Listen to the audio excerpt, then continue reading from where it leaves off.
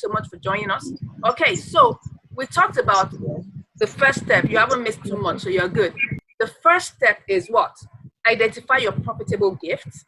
Then, after you, in that case, there are two parts to it. You must not brain dump all the ideas you have, all the things that you know how to do, everything that makes you happy, that you want to create your course about. Brain dump everything.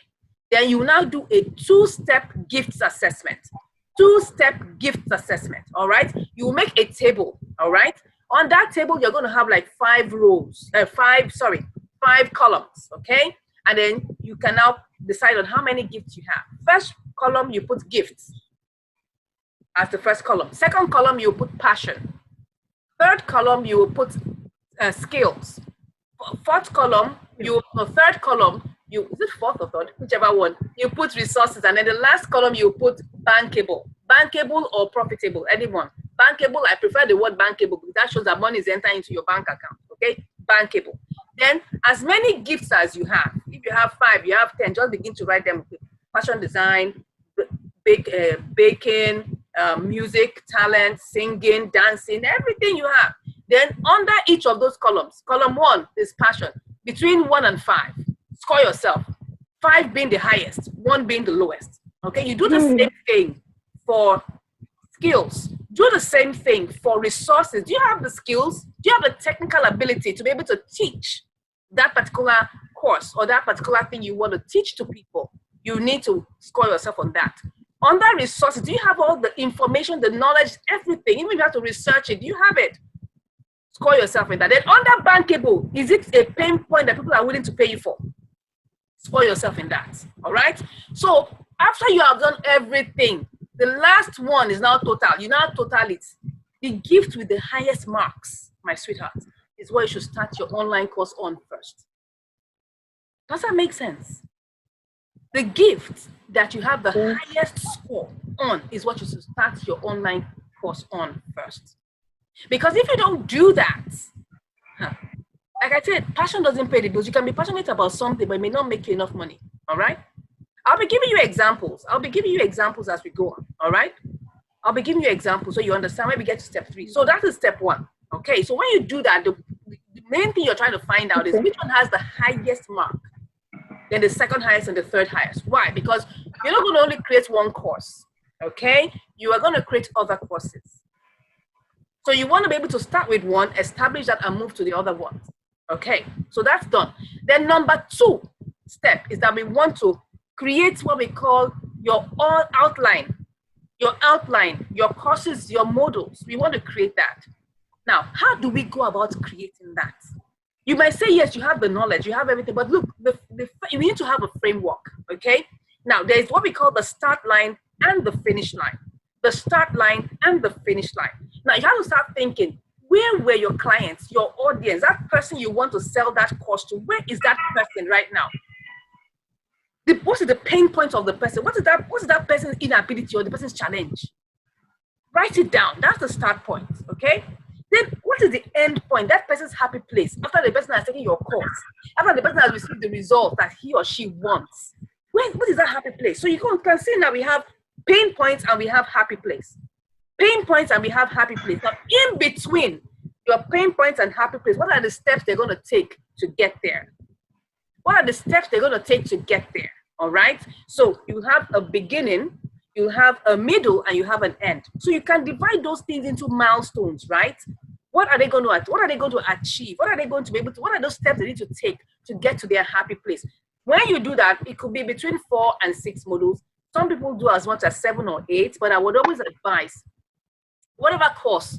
You know, when I say course, now I'm talking about, for instance, you may decide that you want to start with, let me talk about the fashion people here right now. You might decide that you want to start out with basic, you understand? And then under the basic, probably you want to have like maybe 6 or so modules of the different topics you want to teach, all right? And in each module, you now have lessons, okay? So you get what I'm trying to say. In each module, you can have up to 8 modules, but when you are making it too long, you don't want people to get stuck and then they'll get tired along the way. You can just know that, okay, your modules represent the steps they're going to take to achieve that particular result. And under each module, you can decide to make it a 1 video module, or you can make it 2 or 3 video lessons under a module. But to make sure that whatever you are doing, that outline, create it. Make sure that you know what the steps they're going to take to get there. Obianuju, are you following me? Do you understand what I'm saying, sweetheart? Can I hear your voice in a few seconds? I don't know whether she can hear us. But if you can drop in the comments. Let's know what you're thinking. If this makes sense. To me, does this make sense? Tony, does this make sense? Is it coming alive to us? Yeah, I know that these are things some of us already know, but I'm just reminding you so that we know that we can put in a structure that works. So number 3, the third step is that we want to do naming ceremony for our course. It's time to do naming ceremony, okay? Now, it looks like a very simple thing, but I want you to realize that your name is very important. And it should start with the word THE, the. All right? You can start with the basic fashion design course, the, or the intermediate fashion design course, or whatever. Just let it start with the. And then it must convey the benefits that they're going to learn, and also talk about the pain points at the same time. Then you can now put a tagline, all right, of what they're going to achieve. Let it convey the benefits, let it be clear, and let it convey emotion, all right? So you can say, let me use something else so that I don't keep on seeing as if maybe I'm doing favoritism to my fashion people. Let's look at this. The ultimate formula to creating mouth-watering snacks. One of my students actually is creating a course on that.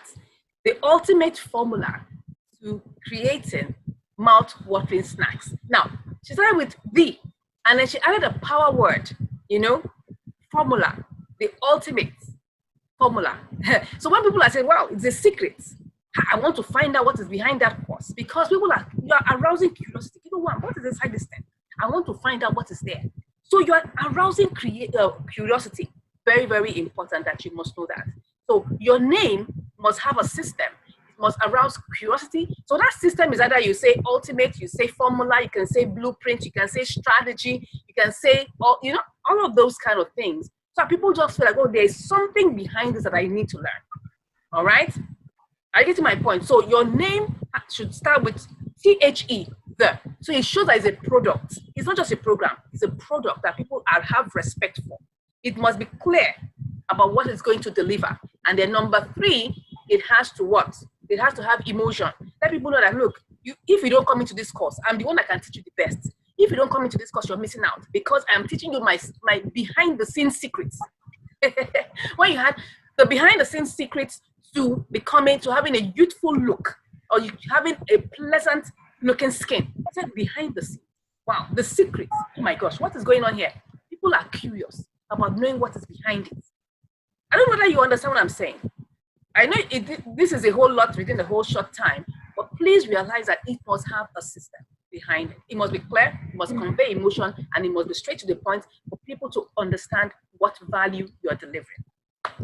Okay, now to my favorite part. Hey, someone say hey to the favorite part. Favorite part. Favorite part. I'm not saying to the comments, so you guys you must type it, favorite part. This is the favorite part of this particular thing I'm coming. And I will tell you the reason why it's my favorite part. I will tell you the reason why it's my favorite part.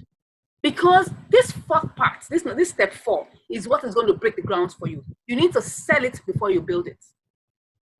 Now, this may not apply to you if you've already built your course. Like Itumi has already videoed all her modules. So that one don't day. That one don't day ground. That kind of thing. But just in case maybe someone I've just started. Oh well, okay, at least you know what I'm talking about now. Okay, let's say maybe you've done like 30% of the work, okay, which is good. Yeah. Look, you need to sell it before you build it. You need to sell it before you build it. Let me give you some of my personal experience. I started selling online courses since 2014. And it was because my husband and I had, a leading in our hearts to create videos for our school. And we shut ourselves in for about 2 months to do that. We had to take away time and do it. It was a leading. We knew that it was time. That was what I'm talking about. It was long ago, you know, and that's the reason why it hit. You understand? It was a hit because I believe when God gives you, and I'm sorry to bring in this dimension, but the God factor is good. Very, very important. Because when you get a direction from God, you naturally become a star, right? So we heard and we went ahead. We executed. That one, we did everything. You understand? Everything. But it was a hit because people, you know, we had to educate the people that, oh, you need to learn online. You know, we were having our physical classes, but we also had to educate them for people that wanted to come to Abuja, when they come to Calabar, excuse me, I'm just one person, you know, and setting up places are expensive. You know what it is? I have 3 centers, and I know what I'm saying. You're paying. One of those centers is my own building. So, I mean, I'm not paying. I mean, I've already paid in building the place. You understand my point? But the other 2 places, I'm paying for it. I'm paying for it. So, because I'm paying for it, it's not easy. So, and someone says, you come to Abuja, come to, excuse me. So, that's how we got that inspiration and we did it. It was a hit. It was a hit. Because people wanted it, people were paying for it. So I said, okay, now I am going to go through this online course. Let me start creating. That's how I went ahead and created another online course. I created everything, every single thing, everything. I didn't really sell that online course. It was, I won't call it a failure, but I would just say that it's a nice to have. I mean, a few people bought it, you know, but it wasn't a success. You get what I'm trying to say? It wasn't a success. And that's when I said, look, I'm not going to do this thing again. I would rather go and first of all validate my idea. Let people pay money for it first before I now begin to build. After that incident, every other course you see that I present, let me tell you, I don't move an inch until people have paid me for it. I know they move. I know they get up. I will present, maybe I have one module. I have the outline. I will share it. People have to pay for it.